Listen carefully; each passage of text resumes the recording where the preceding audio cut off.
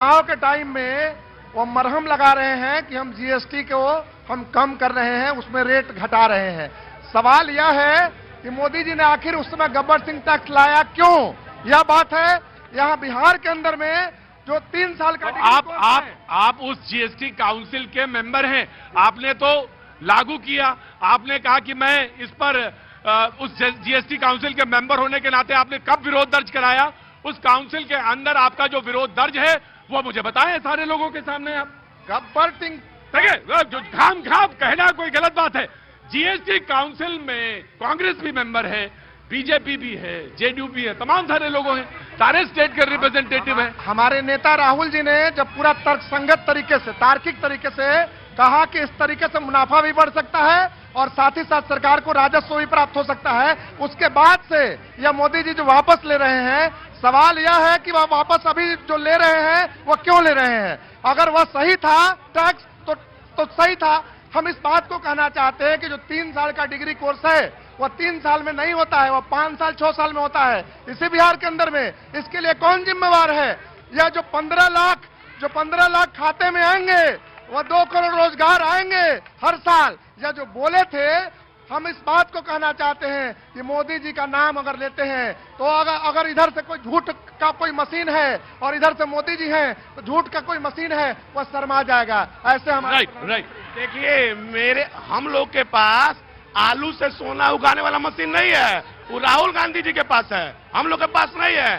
GST council में सभी प्रदेश के मुख्यमंत्री चाहे उसके वित्त मंत्री रहते हैं। ये लोग झूठ के सौदागर हैं, ये लोग झूठ बोलना काम है।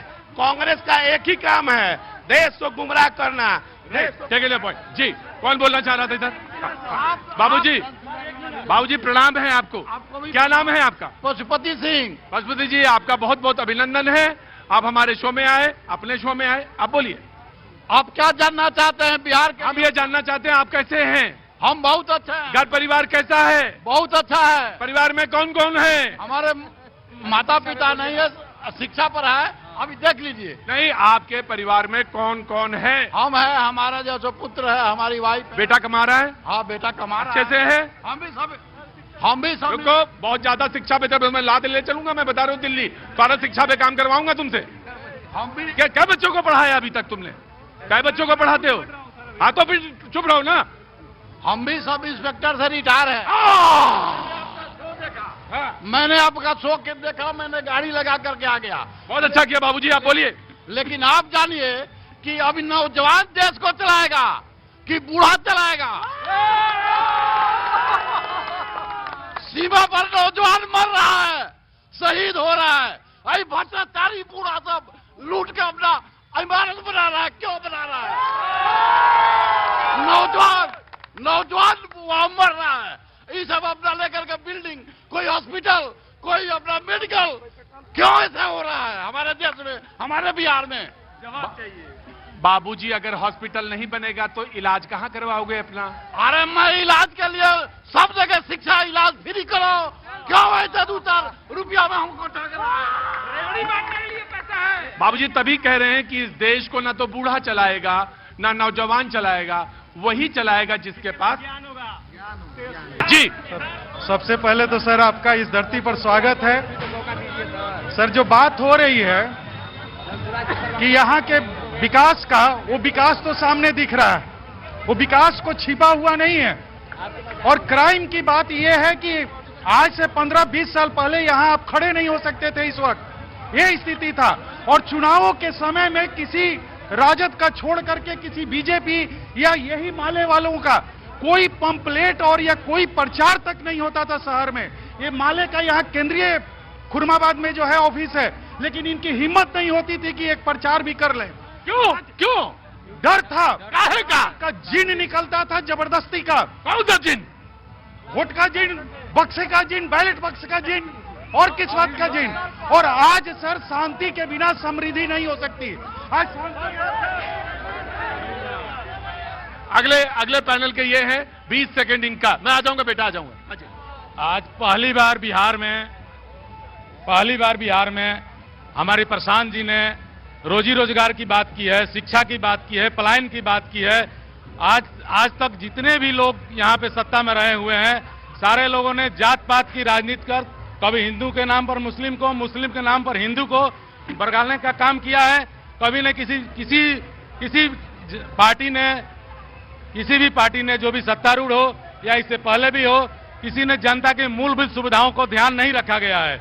यहाँ पे कभी भी शिक्षा की बात नहीं हुई है, कभी भी रोजगार की बात नहीं हुई है, कभी भी पलायन की बात नहीं हुई है, कभी भी अच्छे स्वास्थ्य की बात नहीं हुई है। कभी किसी सरकार ने जनता की सुविधाओं को ध्यान में रख के कभी काम नहीं किया है। यहाँ पे अगर काम किया होता तो बिहार से पलायन नहीं होता। आपके सिवान के लोग बाहर जाके रोजी रोजगार करने के भाई, तो प्रधानमंत्री ने तो यही कहा, पलायन असली तब शुरू हुआ जब अपने बच्चों को पढ़ाने के लिए लोग बिहार से बनारस चले गए, दिल्ली चले गए। जो यहाँ जब ठीक ही कहा है उन्होंने कि जब यहाँ सुविधा नहीं रहेगा तो लोग तो यहाँ से जाएगा ही। राइट जी, बोलो क्या नाम है? सर मेरा नाम नजाकत अली। सर मैं यूपी से हूँ, यहाँ बिहार में अभी काम करने आया हूँ। नजाकत अली जी। कहाँ, यूपी में कहाँ से? सर मैं यूपी जिला लखीमपुर खीरी बिहार का लोग जाता है वहां और नजाकत अली आ गया वहां से यहाँ। अरे आओ मेरे नजाकत अली, अरे नजाकत अली यहाँ। अरे नजाकत अली तुम कहां से हो? सर मेरा जिला लखीमपुर खीरी। लखीमपुर खीरी, सीतापुर, हरदोई, शाहजहांपुर, वहां से हो। अरे यहाँ कैसे आए? सर यहाँ पर मेरा एक तो सपना है सर हीरो बनने का, पर अपने क्या सपना है? सर मेरा एक छोटा सा सपना है हीरो बनने का, पर हीरो बनने का। जी सर। अच्छा सर मैं अपने छोटे से सपनों को लेके आया हूँ बिहार में कमाने के लिए, यानी कि दूसरे आदमी के साथ आया हूँ और उसका अभी कंगन उंगन बेचता हूँ सर। क्या बेचते हो? कंगन उंगन बेचते हैं। कंगन यस सर। और ऊन? कंगन, कान के झुमके, गले के। अच्छा, कंगन कान के झुमके बेचते हो, हीरो बनना चाहते हो। जी सर। लखीमपुर खीरी से, यूपी से बिहार में यहाँ आ गए, सीवान में कमाने के लिए। अब यहाँ से मुंबई। सर देखो अब नसीब किस्मत कहाँ भी ले। अरे कोई काम करते हो, हीरो वाला दिखाओ जरा। बिल्कुल सर। हाँ दिखाओ। अभी सब लोगों को क्या दिखाए? अरे बताओ कुछ, डायलॉग वालॉग बोलो। डायलॉग क्या बोले सर, इस दुनिया के देखो। हाँ सर एक जरूर बोलूंगा। हाँ मेरा एक छोटा सा सवाल है, क्योंकि मैं किसी बीजेपी और कांग्रेस नेता के लिए नहीं कहूंगा, पर एक बात पूरे दुनिया वालों को जरूर बताऊंगा। हाँ। बताऊं सर? बताओ। मतलबी ये दुनिया है, मतलबी ये जमाना है, बात ये हकीकत है। एक मिनट। सर मतलबी ये दुनिया है, मतलबी जमाना है, बात ये हकीकत है, ना कोई फसाना है। 4 दिन की दुनिया से क्यों दिल लगाए बैठे हो, और मौत आएगी एक दिन तुम भुलाए बैठे हो। बहुत अच्छा, बहुत बहुत खूब नजाकत अली। अभी एक वक्त है छोटे से ब्रेक का, ब्रेक के बाद मैं हाजिर होता हूं। आप दोनों लोग बने रहिए।